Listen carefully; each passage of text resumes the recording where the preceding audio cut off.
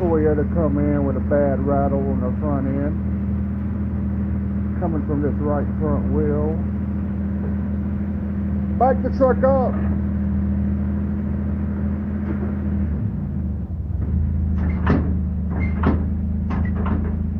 All right, pull that thing back forward. That right there looks pretty bad, actually. Ended up finding what I need, a 14mm kicks. Okay, we found our rattle. The control arm bushings are busted out, as you can see right here. Not completely, but they got a lot of play in them. And over here, if you look right up there, one of the bolts that hold it on are backed out. So I'm going to remove this control arm and put some new bushings. Got the nut cut loose on the ball joint. Try to break it loose.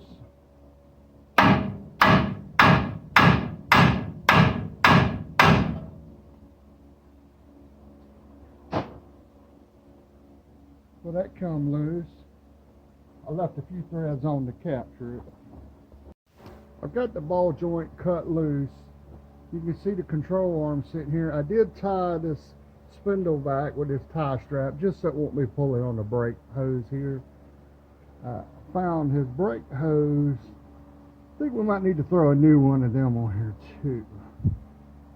Well, if you notice, this arm is all over the place.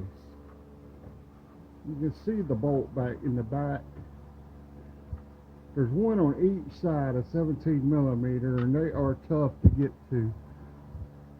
But let me remove them and I'll be right back with you. You can see the bolts right there. There's one here and one right there near that red wire. I'm going to try to get to them with an air ratchet from the bottom. You can get to them from the top, but it's tough to get to with this V6. This is the angle you're going to have to remove the control arm. At least it's the only way I could get it to come out, is at this angle. I figured I would touch on a few things while I had this sitting here. I haven't got no parts for it, so I thought I'd talk about this ball joint for a minute. Of course, anybody interested. If you notice on the boot, it has a nipple sticking off the side. And that's actually a really nice design, in my opinion, because you can't overfill the boot with grease. It'll squirt out the hole there and it won't never bust the boot. A lot of car companies didn't have that, and when you filled your ball joint up, the lube places and all that wouldn't pay attention to how tight the boot was, and they would just squirt grease in there and it would bust the boot, and then of course water and everything else is going to get in there. And I think that's why some of the companies started making them without grease fittings. Plus, they probably want to sell more parts. I know Ford, and I'm not hating on Ford, they do have some decent stuff. I don't like working on them, but they have major ball joint problems. A lot of the year models did. Crown Vics, Marquis, trucks, they squeak and squawk. And because the boots got dry, the joints, and you couldn't grease them. Well, I want to share one more thing about the ball joints. Always be really careful when you're heating these with a torch. You won't on this truck because they're bolted in. But I was working on a Dodge truck the other day, and I had to replace, they were rivet-in joints. And I've heated a million of these things with a torch to get the rivets to come out. Well, this right here, on top of that joint, it was a sealed one that was non-greasable, and the joint wasn't real bad, but we were doing a whole set on the truck, so I was replacing it. Well, I was heating the rivets, and it literally exploded. The grease got hot in here, pressure built up, and it exploded in my face. It was so loud, my ears went to ringing, grease blew out of my face. It was a bad experience. And from now on, I will knock a hole in or some way so that pressure can't build up in one if I have to heat it, because I don't like heating them, but sometimes you just have to. So I was just giving that little tip in case anybody ever runs into that so they won't get injured, because it's a bad situation when that thing goes off in your face like that and you're not expecting it.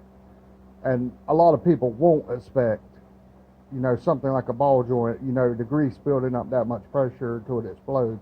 But it sounded like a gunshot right in my face, and it was just a bad.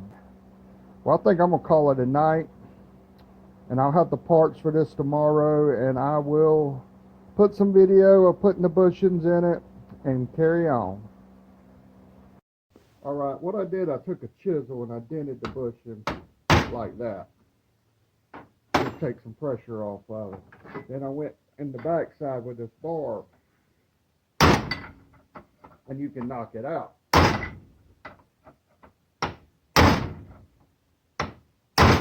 It is tight though.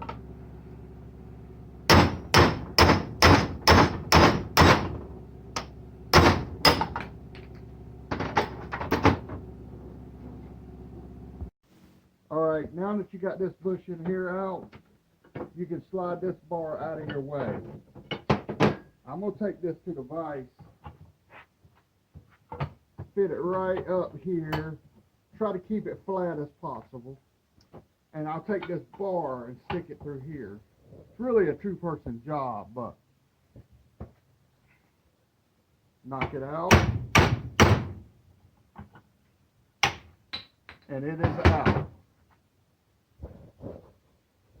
Alright, I got my new bushings in.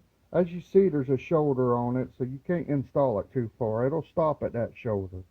But one little tip, when you're installing these, you put one side in, then put the bar in before you put the other side in. Else you will not be able to get this bar in, so make sure you do not forget that.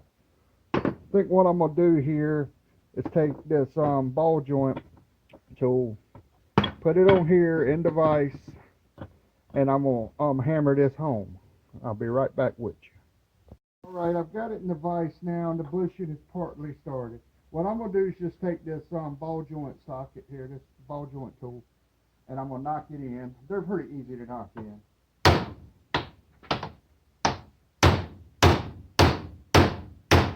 It'll knock in until it bottoms out. It's almost there. This cheap Harbor Freight vise.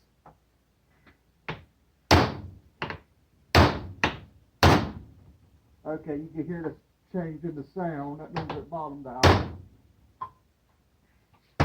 Now we're going to take it, make sure it's in all the way. Okay. I'm going to slide this bar back in. Put it all the way back in, and I'm going to take this side and start it. This bar will still swivel after it's installed. But just to be sure, I'm going to go ahead and turn it this direction. You can see where the old bolt prints were, so you'll know you're the right direction. Then I'm going to take it. Let me straighten my vise back out. These are okay to get by in a pinch, but these Harbor Freight vices are kind of cheesy. Try to keep your flat area so you'll get a good solid hit.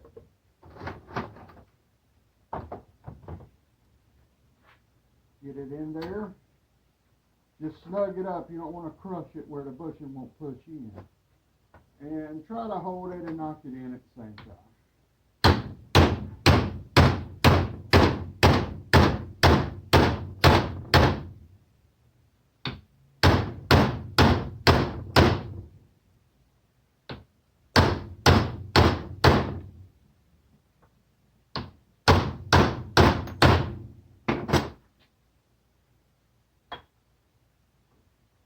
That should be it. Lay it on the bench. And the bushings are in. Now it's time to put it together.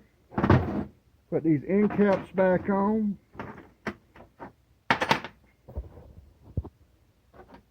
And put it in the car. Alright, now this is the angle I got the control arm out.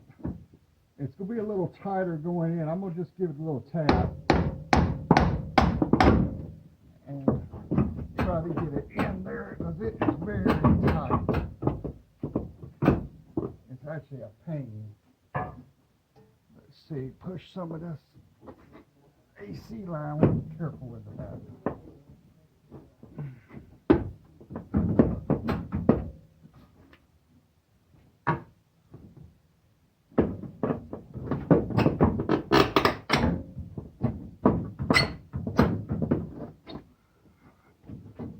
Somebody has ran wires. I disconnected the battery just because of that. On this truck and all that just gets in the way when you're trying to work on it.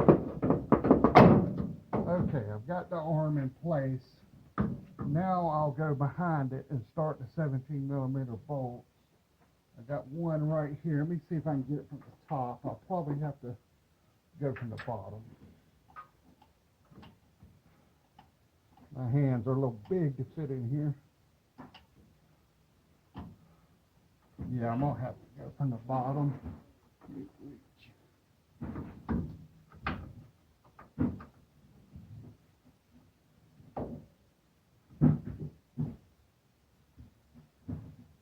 Okay, I got that one started.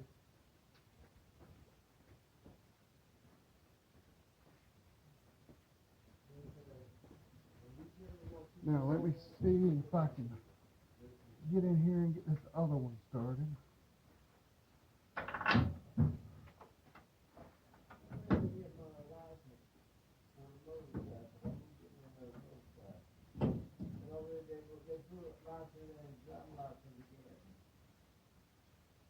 I'm probably getting in the way of the camera.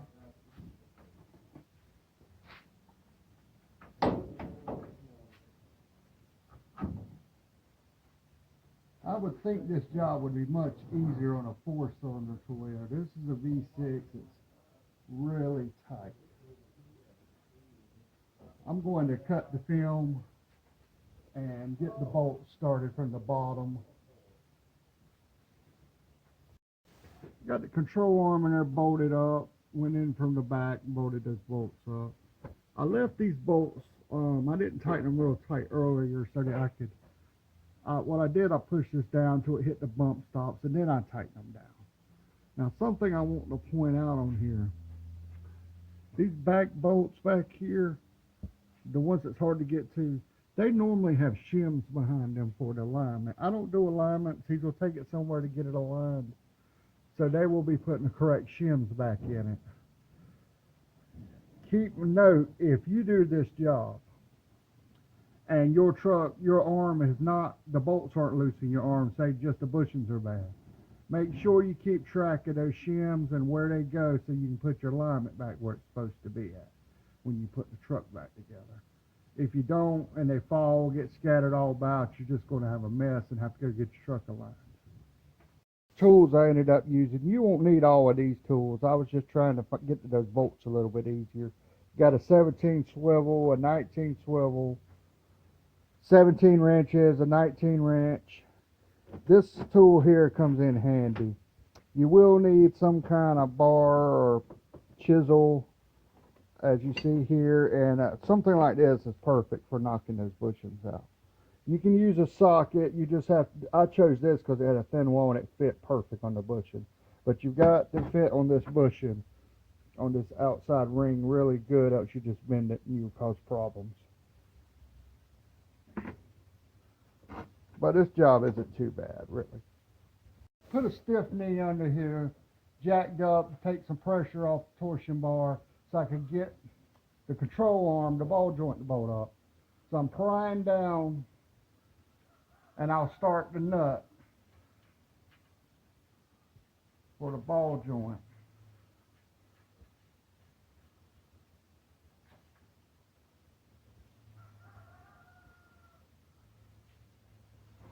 Now I can tighten it down and put a cotter key in it, and we'll be done with this part. Alright, I've got this thing finished up, got the cotter key in there. I've tightened these bolts down, don't forget to tighten these down. And got the back ones tight. Truck will still need to go for alignment. But everything's back together. I'm going to be doing brakes and sway bar bushings and different things on this truck also. It's not going to be on this video though. Thanks for watching.